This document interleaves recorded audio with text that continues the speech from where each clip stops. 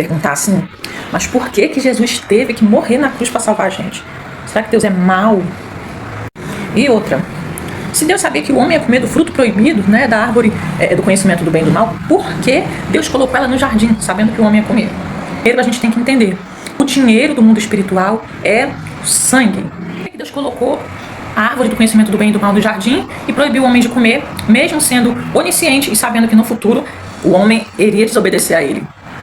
Temos que entender uma coisa, Deus nos criou para ter um relacionamento com Ele, para a gente ter contato com Ele. Adão e Eva tinham contato com Deus todos os dias. A Bíblia fala que Deus de tardinha ia no jardim para conversar com o homem, para conversar com aquele casal, né? Para ter ali um relacionamento de amizade. Fomos criados para ser amigos de Deus, para sermos próximos de Deus. Isso é amor, isso é comunhão. Só que Deus, ele nunca quis criar um robô para ele botar ali uma programação, vou programar ele para fazer isso. Igual o robozinho do Elon Musk, né? Só que Deus não criou a gente para ser robô, para fazer uma programação e a pessoa ali ser obrigada a fazer aquilo que Deus quer. Isso não é amor, isso é controle. Ou você acha que por acaso um robozinho desses aí do Elon Musk que a pessoa compra da Tesla ama o seu dono que o comprou?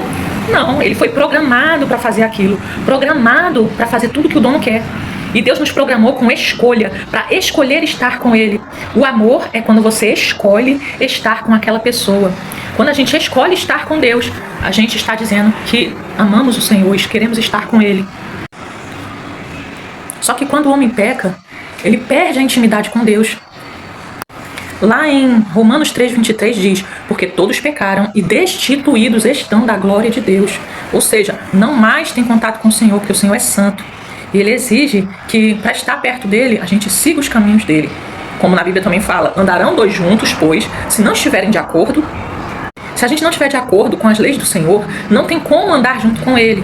Só que quando o homem pecou lá no jardim e comeu aquele fruto, automaticamente entrou a morte, entrou a doença, agora o homem passa a morrer, agora o homem passa a ser escravo do pecado, escravo de Satanás, escravo da sua própria carne, e o destino eterno seguindo o destino de Satanás, que é o inferno.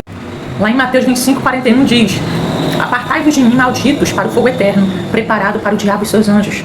Uma vez que Satanás foi expulso do céu, perdeu ali seu trono, seu carro de anjo ali do Senhor, agora o canto que é distante do Senhor será o inferno, que é o destino de Satanás. E todo aquele que é escravo de Satanás, que não aceitou a Jesus, ao morrer, ao receber a morte eterna, o destino dele é o fogo eterno, junto com o diabo e seus anjos, de acordo aqui com Mateus 25:41. Aí pronto, o homem peca, a alma do homem passa a pertencer ao pecado, passa a pertencer a Satanás, à morte. E agora? A humanidade ficaria perdida. Todo homem que nascesse ali agora a partir de Adão, herda o seu pecado e tem a sua natureza caída para o pecado. Agora, para Deus poder salvar o homem, ele bolou um plano.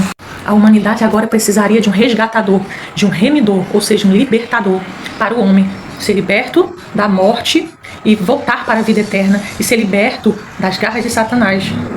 Lá em Efésios 1:7 diz, ele nos redimiu por meio do sangue, perdoando nossos pecados, de acordo com a abundante graça de nosso Deus. Como assim redimir? O que era um remidor?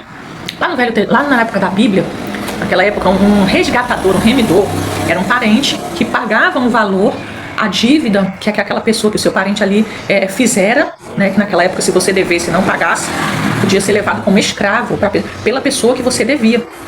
Aí o que acontecia? Poderia vir um parente seu, o remidor, o resgatador, pagava a sua dívida e libertava você das mãos da pessoa que você devia. E Jesus veio fazer esse papel.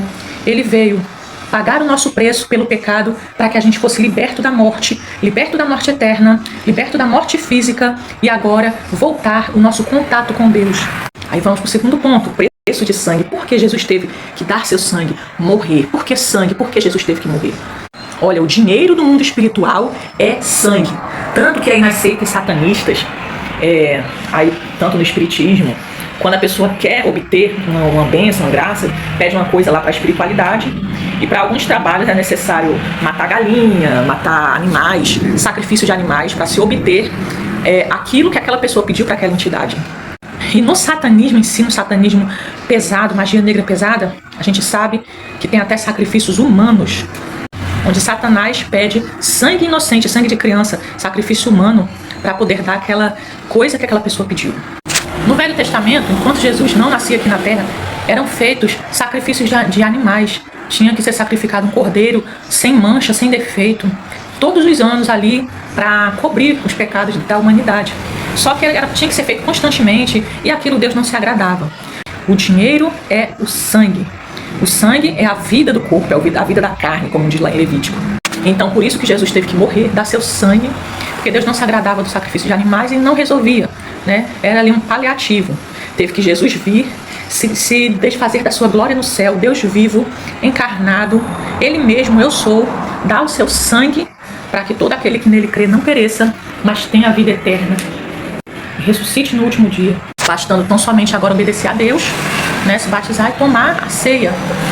Lá em João 6, 54 a 56 diz assim: porque todo aquele que come a minha carne e bebe do meu sangue tem a vida eterna, e eu o ressuscitarei no último dia. Todo aquele que come minha carne e bebe meu sangue permanece em mim e eu permaneço nele.